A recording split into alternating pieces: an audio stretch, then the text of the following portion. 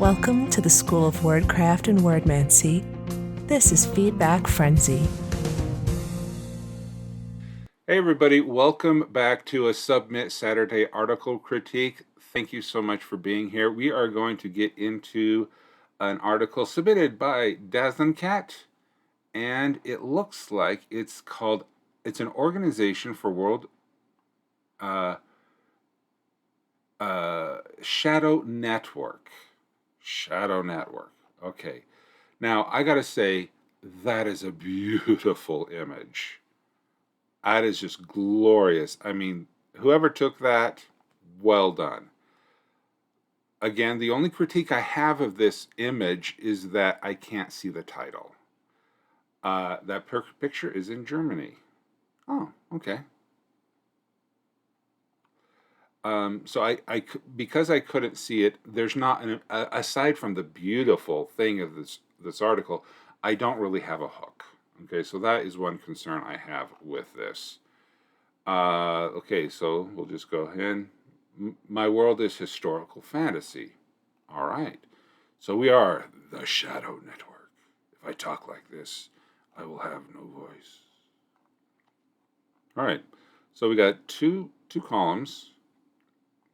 This one kind of goes that way. Okay. Straightforward. You wanted an all of the above.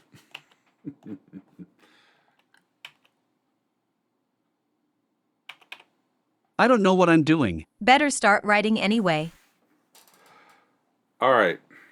Okay, let's zoom in. So it's a clean, looking forward, nice little image.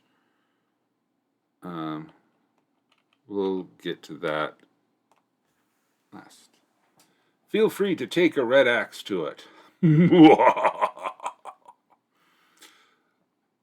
What is the Shadow Network? The Shadow Network is an association of European wizards who all agree to assist each other while practicing their magic in secret. Not until an apprentice has become a journey will he or she get their dragonfly mark. This is to ensure the apprentice is ready to live their magical life in secret and less likely to expose the other wizards to the church folk. The Shadow Network works hard to guide all wizards in becoming discreet and safe. They will also recruit new wizards from ones they guide, not just from among their own apprentices. More than one wizard has praised the Shadow Network for leading them through a treacherous world of church folk eager to hate them. Interesting. An interesting choice is that church folk is still lowercase. I like that because it's not it's not a specific organization. That's what you call them. It's just church folk. Okay, become a journeyman. Okay, fair enough. Their dragonfly mark. Okay.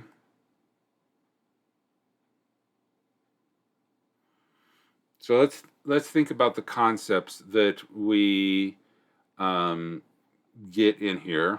It's a secret associations. You have to have a dragonfly mark. There's a masters and apprentices and journeymen.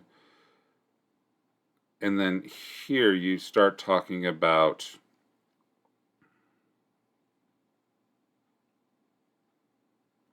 oh, did you really? Oh, I gotta watch this one. Last. Feel free to take a red axe to it. Last. Feel free to take a red axe to it. Perfect. All right. So then we start talking about the Shadow Network here, and this seems to be a separate concept, while it is the main concept. Yeah, it is tight because you're defining it here, and then you're defining it here, but then you have this sentence here in the middle talking about the dragonfly mark. Yeah, I think you need to move this dragonfly sentence out to lower into its own thing. So you can say, The Shadow Network is an association of European wizards who all agree to assist each other while practicing their magic in secret. The Shadow Network works hard to guide all wizards in being discreet and safe. They will recruit new wizards from ones they guide, not just from their own apprentices. Okay, so yeah, I think the concept of journeyman. Okay, if this was my article, but I would have the first sentence talking about the organization. Then first paragraph. The second paragraph, you can start getting into the structure of it.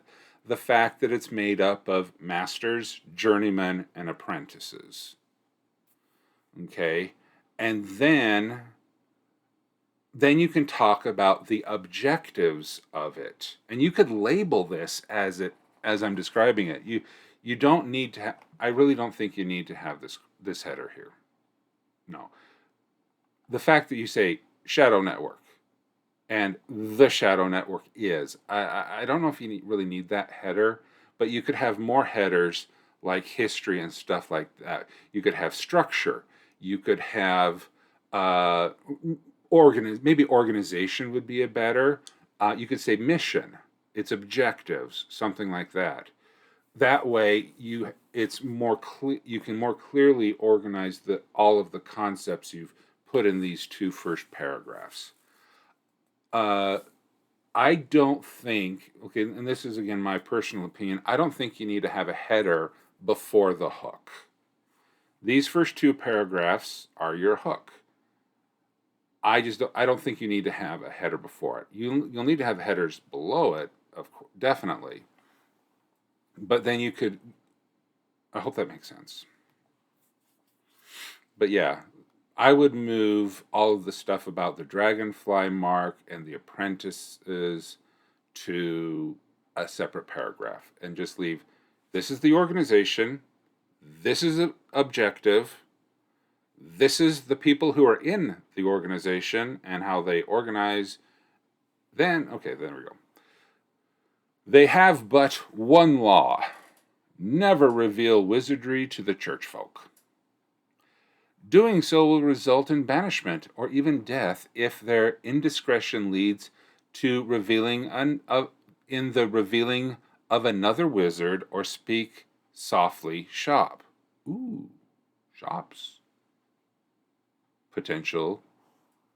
This law is very much like the one rule the peddlers, a traveling culture of magic, have, and is perhaps the strongest reason the Shadow Network and peddlers often help each other. It is not unusual for a peddler to have a dragonfly mark or one of the Shadow Network wizards to have a peddler mark. Ah, okay. So now we have another organization. So in the introduction here, we now have another. You could then you could have a section called affiliate organizations or allied organizations, where we start talking about that. Okay, and the Speak Softly shop, that sounds cool. That sounds like a place that wizards, like a speakeasy, speak softly. Is that kind of the vibe that you're going with, a speakeasy during the prohibition of alcohol that dotted large cities where you could go get a drink? Where this is a speak softly shop for wizards. Cool. But I think it's a little too early to introduce the peddlers and the peddler's mark. But I think it would be a great thing to do is to have the peddler mark described. You have the dragonfly in this. Speak Softly shop was used in olden times before prohibition, which changed it to speakeasy. So that's why you have it lowercased. I would tooltip that. I would recommend that you tooltip that. History.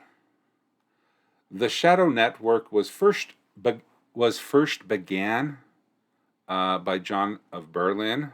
I would change that. The Shadow Network was established by John of Berlin, a bookbinder, who worked who worked as a journeyman in the speakeasy shop of the master who trained him in magic as well as bookbinding. It all began as a way to dodge the assassins sent by his father. Being friends with other quietly trained journeyman wizards, he managed to avoid discovery so well the assassins firmly believed his mother's tearful protestations that he had died in childhood. This took 2 years, and even then, John never relaxed.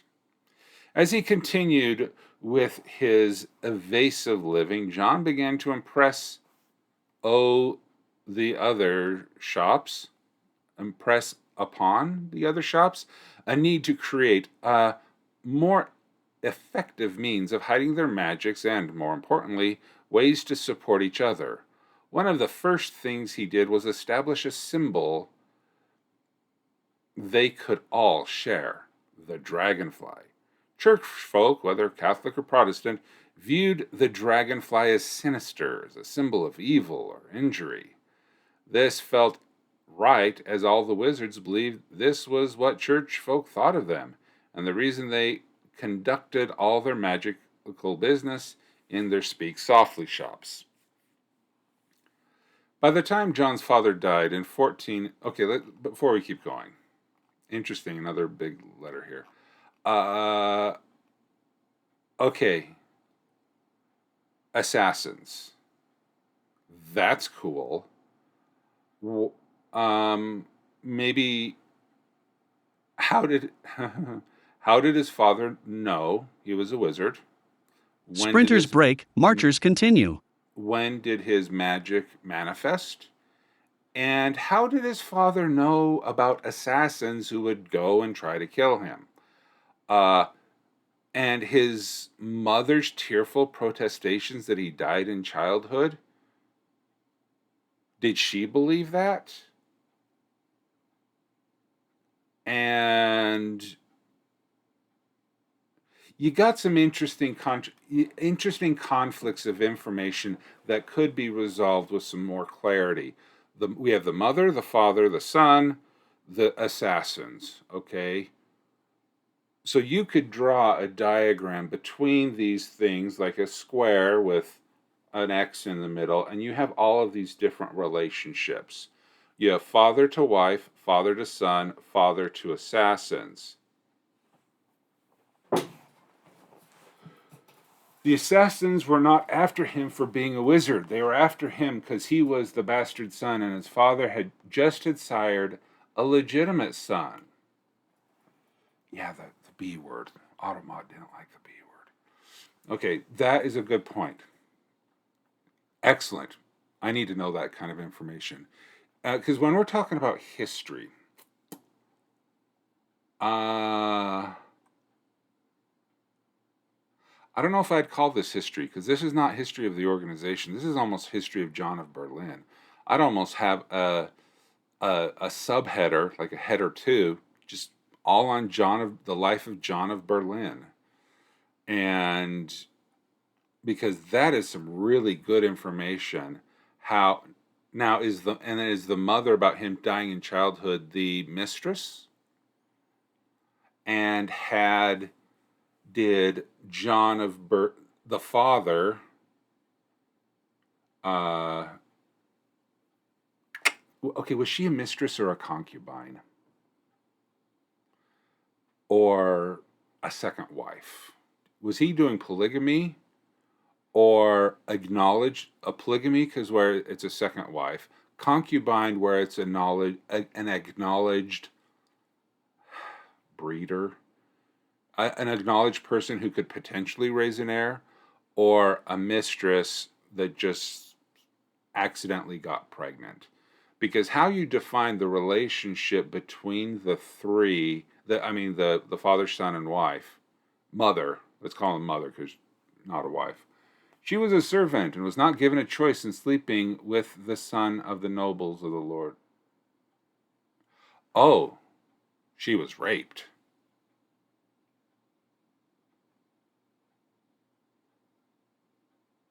Okay. So, pretty much. Yeah. Okay. Well, trigger warning. Okay. Um, well, I think that's good to know as well, that he forced him all to prove the son's virility to his father. Oh, so Grandpa thought that son was sterile. So son took servant to prove that his boys could swim, and then uh, and then it was probably the wife's fault, or would presume that it was the wife's fault. Because if he could sire a child with the servant, he should be able to sire a child with the wife. So then I feel bad for the wife who might. But you said earlier that he wanted to kill the son because he was illegitimate. And he had a legitimate son. Just sired a legitimate son. Okay, so it just took some practice with the wife. It took a little bit longer. Got to time it right. Back in that time, he needed to prove his ability to produce surety to his father's title. Man, that is just so messed up.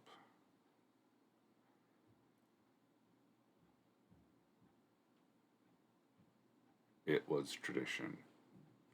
Okay, as disturbing as all of this is to our modern sensibilities, I think this is wonderful. Only 10 minutes left, everyone. Let's squeeze out the words. I think this is wonderful information to know about the article and the world that you're putting in here. But this is definitely needs to be in a section of its own. If this was not a World Anvil Challenge, I would say that John of Berlin needed his whole own article.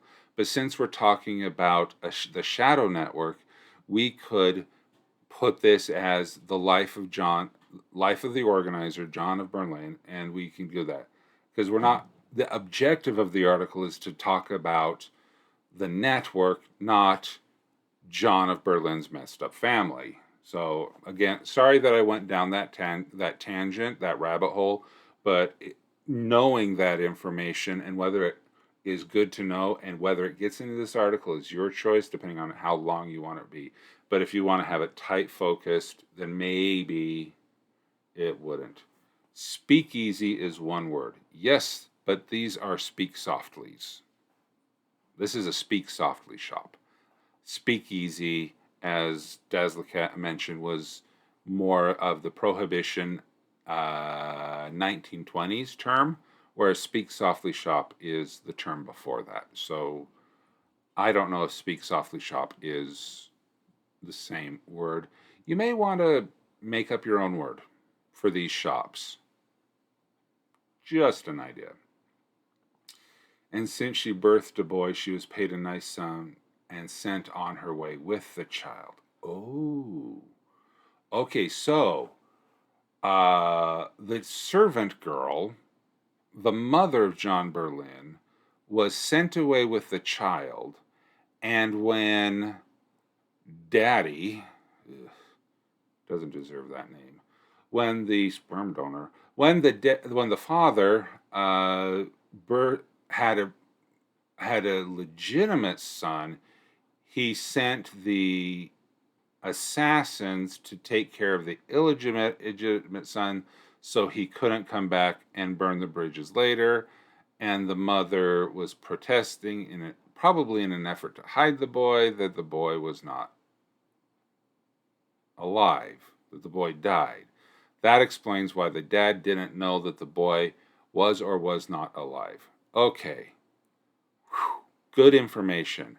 Again, whether you want to put all of this in the article, I think it would help. But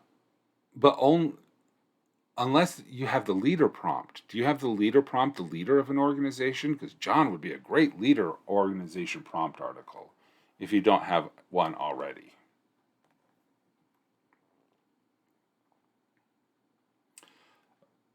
Yep, okay. By the time John's father died in 1471, John was 39. He is the leader prompt. Oh, never mind. Hopefully all of that information is over in the other article, and that you have copious amounts of links. Tooltips. He took back his real name, Johann of Tangermund, and used it as his wizard name. Ooh. So John of Berlin was the bastard child, where Johann of Tangermund is the wizard name. Nice. Even though he never told the others it was his real name, this started a trend amongst the wizards of choosing a wizard name. So began a registry of wizards so began a registry of the wizards of Berlin, all with names never used except when doing business under the mark of the dragonfly. Nice. Okay, love that. Rumors began to spread of a shadow network of superstition and the occult among the church folk, but none could figure out the name of the network. That was because the wizards decided to not give their cooperative association a name. They had no actual leader or true organization other than sharing the symbol of the dragonfly as a promise of their willingness to help each other. Okay, long sentence, but I think it's okay. Out of humor, they called themselves the Shadow Network. No one is sure when the name actually stuck. I love that. They didn't have a name, and so the fact that they didn't have a name became their name. Love it. Humble as is it Johann? When you add the A, does it change the J to a Y? Hey, Eli Quake, welcome back. Tempest, welcome back. He is still considered one of the great authority of the Shadow Network. He does not bother to correct anyone who declares themselves the greater wizard, preferring to only step in when there is trouble that might reveal the Shadow Network. At the age of 370-something, he has a lot of wisdom and experience to draw upon. Okay, that's an interesting tidbit.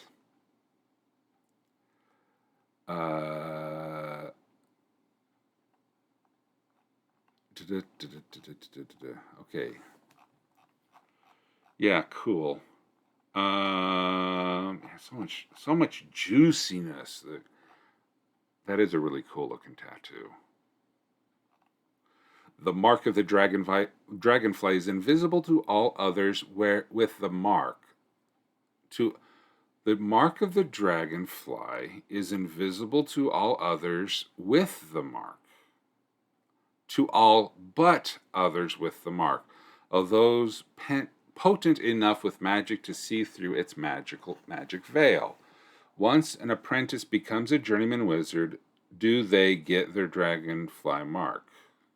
Do they? They do. They should. They do. They get rid of the word do. They get their dragonfly mark. With the mark, they give their wizarding name to be placed in their master's registry, which is then magically added to the main register kept by Johann. This mark not only reveals the other marks others may put on their otherwise this mark not only reveals other marks others may put on their otherwise mundane shop shingles, but grants them to pass through portals into sanctums and meeting halls maintained for the fellows of the network. When banished, the dragonfly mark is removed, cutting off that individual from seeing and accessing the Shadow Network. It's a harsh penalty, and is enforced for the breaking of the one law. I do like that's capitalized. I do like that. Unlike the peddler marks that work very much like the dragonfly mark, the dragonfly worked for the entirety of the network. The peddler marks work only for the clan or family of peddlers it's for. When different families or clans of peddlers meet, it is done more openly, unless they already bear each other's marks. Okay, interesting question about the peddlers. Can they have more than one mark? Can they become like children of peddlers during the marriage ceremony? The wife gets the husband's tattoo and the husband gets the wife's tattoo or mark.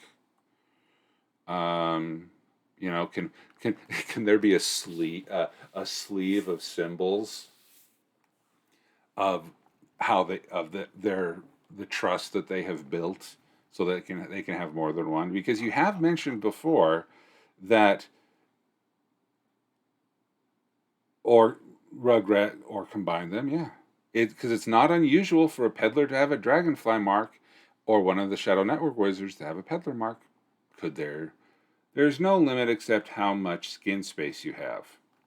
That would be an interesting thing. I mean, could you imagine, on their back, they keep their dragonfly mark on the arm so it's easy to show people, but on their back is just littered with all of the peddler marks of the families that they got to know.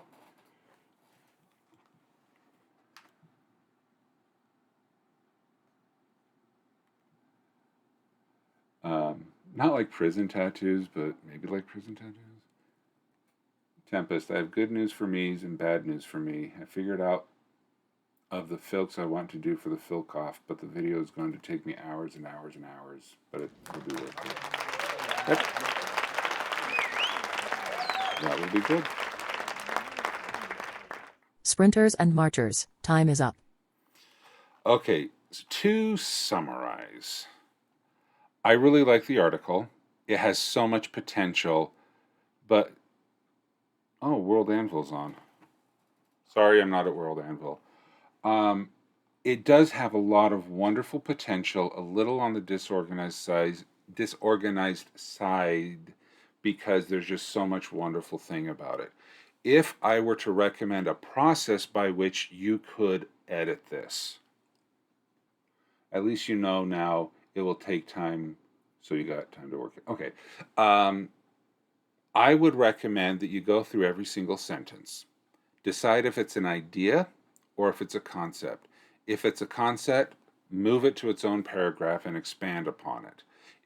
And then make sure that all of the sentences within each paragraph are then individual concepts.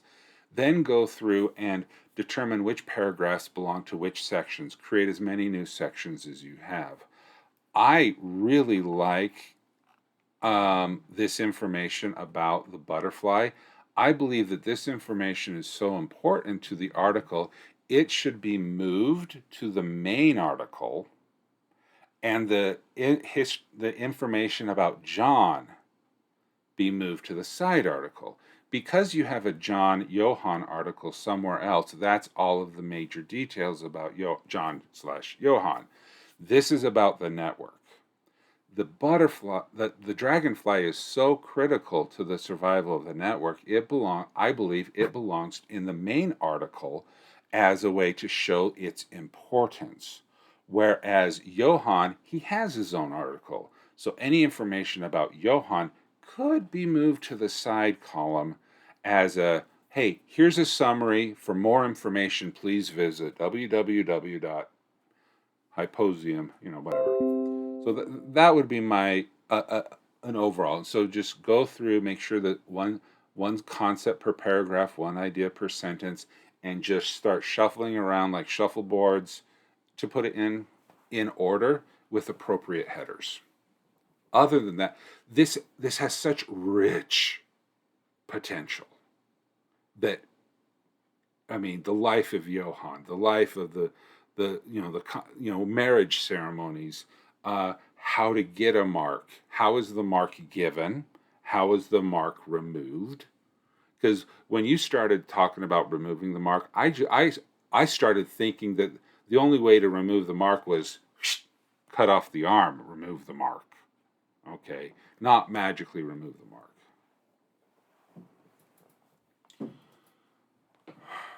So anyway, that a lot of good stuff.